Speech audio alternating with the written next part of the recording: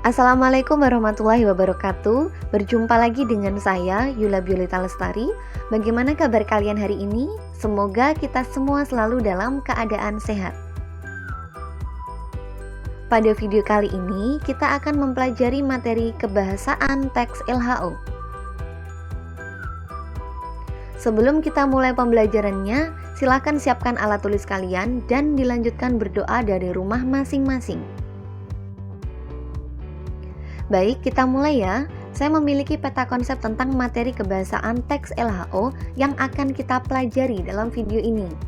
Ada afiksasi, reduplikasi, dan pemajemukan, nomina dan verba, kalimat definisi dan deskripsi, kalimat simpleks dan kompleks. Pertama, afiksasi, reduplikasi, dan pemajemukan. Afiksasi adalah imbuhan, bisa berupa awalan, sisipan, akhiran, awalan, dan akhiran. Kemudian reduplikasi adalah pengulangan kata. Contohnya, berlari-lari, jalan-jalan, dan bahu-membahu. Seperti itu ya. Selanjutnya, pemajemukan.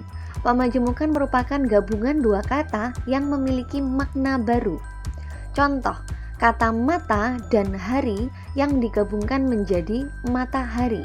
Kata rumah dan sakit yang digabungkan menjadi rumah sakit. Hal inilah yang disebut sebagai proses pemajemukan. Mata memiliki makna alat indera yang digunakan untuk melihat. Hari memiliki makna satu waktu yang terdiri atas siang dan malam. Dan ketika digabungkan menjadi matahari, maka akan tercipta makna baru, yaitu bintang di pusat tata surya. Begitu juga dengan rumah sakit. Rumah memiliki makna sendiri, sakit memiliki makna sendiri juga. Dan ketika digabungkan menjadi rumah sakit, maka maknanya sudah baru lagi. Pemajemukan ini hampir sama dengan frasa, tapi berbeda ya. Apa perbedaannya? Silakan kalian simak video saya sebelumnya. Kedua, nomina dan verba. Nah, saya memiliki tabel perbedaan antara nomina dan verba. Silahkan kalian amati. Saya akan menyampaikan poin pentingnya saja. Jadi, ciri utama nomina adalah kata itu bisa dijadikan subjek atau objek dalam kalimat. Contoh, kata buku, rumah, bukit, saya, kamu, dia, dan Meli. Nah, Meli ini adalah nama orang ya. Jadi nama orang itu juga merupakan kata benda. Kemudian verba, ciri utamanya adalah bisa dijadikan predikat dalam kalimat. Karena verba ini merupakan suatu kegiatan atau aktivitas. Nah, contohnya menulis, memasak, belajar, dan masih banyak lagi kegiatan yang lain. Ketiga, kalimat definisi dan kalimat deskripsi.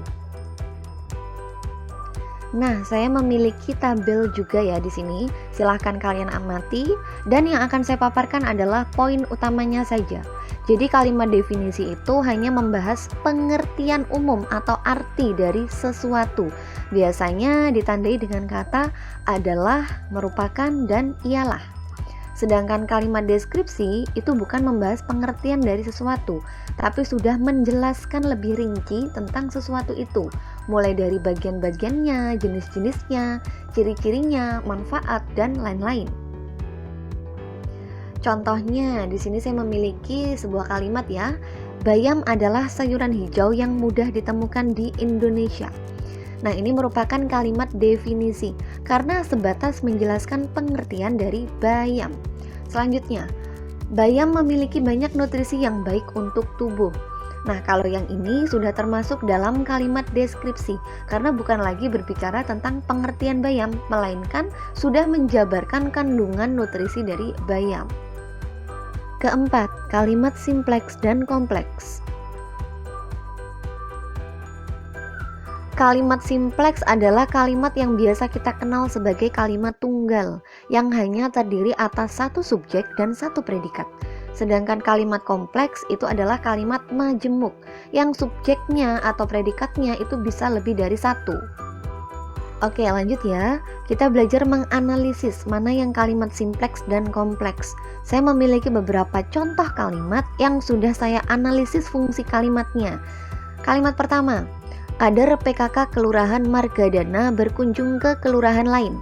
Nah, kalimat ini hanya terdiri atas satu subjek, satu predikat, dan satu keterangan tempat. Lalu kalimat ini merupakan kalimat simpleks ataukah kompleks? Nah, sudah jelas ya, karena subjek dan predikatnya hanya satu, berarti ini adalah kalimat simpleks. Lanjut, kalimat kedua. Kelelawar tidur pada siang hari tetapi aktif pada malam hari. Nah, ada satu subjek, ada dua predikat, ada dua keterangan waktu, dan ada konjungsinya juga di sini. Predikatnya itu lebih dari satu, berarti sudah jelas kalau kalimat ini merupakan kalimat kompleks ya. Kemudian kalimat ketiga, keberadaan The Topeng tidak dapat dipisahkan dengan Museum Angkut karena kedua tempat ini berada di satu tempat yang sama. Nah, kalimat ini terdiri atas dua subjek, dua predikat, dan dua keterangan. Ada konjungsi juga. Jelas sekali ya bahwa kalimat ini juga merupakan kalimat kompleks. Tetapi perlu kita ketahui bahwa kalimat kompleks itu terdiri atas dua unsur, yaitu induk kalimat dan anak kalimat. Induk kalimat bisa berdiri sendiri, sedangkan anak kalimat tidak. Contoh, pada kalimat yang tadi, jika kita menghilangkan klausa yang kedua, maka klausa yang pertama ini bisa berdiri sendiri seperti ini. Tapi jika menghilangkan klausa yang pertama, maka klausa yang kedua tidak bisa dipahami maksudnya. Artinya, klausa yang pertama tadi adalah induk kalimatnya, sedangkan yang kedua adalah anak kalimatnya. Kemudian, kalimat kompleks terdiri atas dua jenis, yaitu kalimat kompleks parataktik atau kalimat majemuk setara, yang biasanya ditandai dengan adanya kata hubung dan tetapi atau.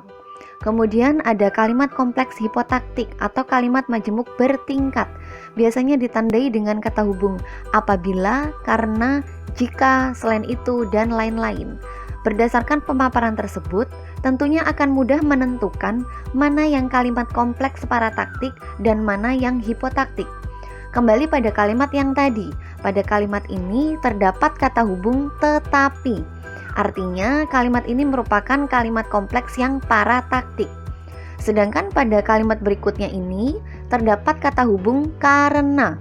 Artinya kalimat ini merupakan kalimat kompleks yang hipotaktik. Nah, itu tadi adalah pemaparan singkat mengenai materi kebahasaan teks LHO. Apabila ada pertanyaan, silakan ditanyakan, dan kurang lebihnya saya mohon maaf. Sampai jumpa pada pembelajaran selanjutnya. Wassalamualaikum warahmatullahi wabarakatuh.